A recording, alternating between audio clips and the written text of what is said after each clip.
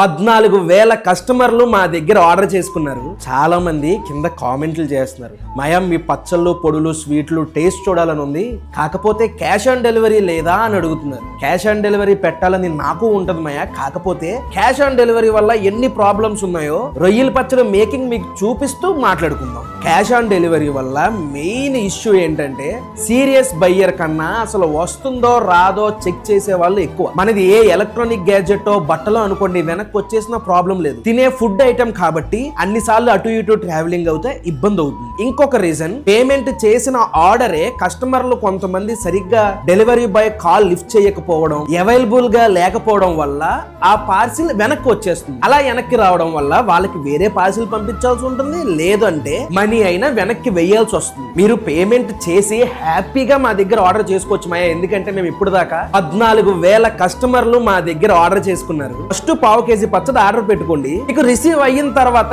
ఎలానో మీరు టేస్ట్ చూసాక 2-3 సార్లు ఆర్డర్ చేసుకుంటారు. క్యాష్ ఆన్ డెలివరీ ఇవ్వకపోవడానికి ఇలాంటి రీజన్లు చాలా ఉన్నాయి మాయా. మీరు కూడా మన దగ్గర ఆర్డర్ చేసుకోవాలంటే www.palletturipachchallu.com లోకి వెళ్ళి ఈజీగా ఆర్డర్ చేసుకోవచ్చు.